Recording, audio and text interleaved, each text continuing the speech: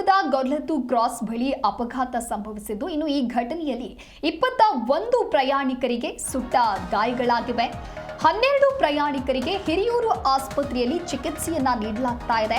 ಇನ್ನುಳಿದ 9 ಗಾಯಾಳುಗಳು ಶಿರಾ ಸರ್ಕಾರಿ ಆಸ್ಪತ್ರೆಗೆ ಇವರನ್ನ ಶಿಫ್ಟ್ ಮಾಡಲಾಗಿದೆ.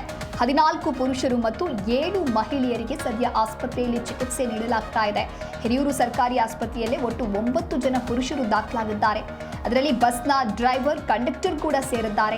ವಿಜಯ್ ಭಂಡಾರಿ, ಆದಿತ್ಯ ಎನ್, ಪ್ರತೀಶ್ವರನ್, ಮೇಘರಾಜ್, ಅಭಿಷೇಕ್, ಸೂರಜ್, ಶಶಾಂಕ್ ಜೊತೆಗೆ ಬಸ್ ಚಾಲಕ ಮೊಹಮ್ಮದ್ ರಫೀಕ್ ಮತ್ತು ಬಸ್ನ ಕಂಡಕ್ಟರ್ ಆಗಿದ್ದಂತಹ ಮೊಹಮ್ಮದ್ ಸಾದಿಕ್ ಕೂಡ ಚಿಕಿತ್ಸೆಯನ್ನ ಪಡಿತಾ ಇದ್ದಾರೆ.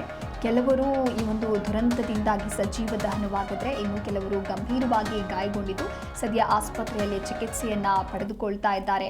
ನೀವು ಕೂಡ ದೃಶ್ಯದಲ್ಲಿ ಗಮನಿಸ್ತಾ ಇರಬಹುದು ಬಸ್ಸಿನ ಅವಶೇಷ ಯಾವ ರೀತಿಯಾಗಿ ಇದೆ ಅಂತ ಹೇಳಿ.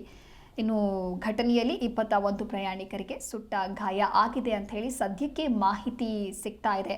ಸಾಕಷ್ಟು ಜನ ಗೋಕರ್ಣಕ್ಕೆ ತೆರಳುತ್ತಾ ಇದ್ರು, ಕೆಲವೊಂದಿಷ್ಟು ಪ್ಲಾನನ್ನು ಮಾಡ್ಕೊಂಡಿದ್ರು, ಟ್ರಿಪ್ ಅಂತ ಹೇಳಿಯೂ ಕೂಡ ಕೆಲವರು ತೆರಳುತ್ತಾ ಇದ್ರು. ಕ್ರಿಸ್ಮಸ್ ಆಗಿರುವಂಥ ಹಿನ್ನೆಲೆ, ಅಂದರೆ ಸಾಲು ರಜೆ ಇರೋದ್ರಿಂದ ಎಲ್ಲರೂ ಕೂಡ ಒಂದು ಎಂಜಾಯ್ಮೆಂಟ್ ಆಗಿ ಹಾಗೆ ಟ್ರಿಪ್ ರೀತಿ ಪ್ಲಾನನ್ನು ಮಾಡಿಕೊಂಡು ಬಸ್ ಬುಕ್ಕಿಂಗನ್ನು ಮಾಡಿದರು.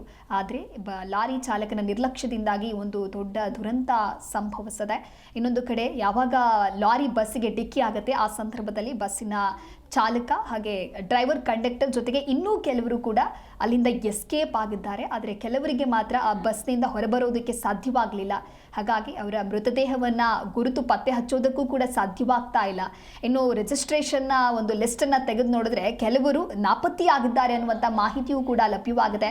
ಅದರಲ್ಲಿ ಹಾಸನ ಮೂಲದ 2 ವಿದ್ಯಾರ್ಥಿನಿಯರು ಕೂಡ, ಇಬ್ಬರು ಒಟ್ಟಿಗೆ ಇಂಜಿನಿಯರಿಂಗನ್ನು ಓದಿರ್ತಾರೆ. ಅದಾದ ನಂತರದಲ್ಲಿ ಬೆಂಗಳೂರಿನಲ್ಲಿ ಇಂಜಿನಿಯರ್ ಆಗಿ ಉದ್ಯೋಗವನ್ನು ಮಾಡ್ತಾ ಇರ್ತಾರೆ.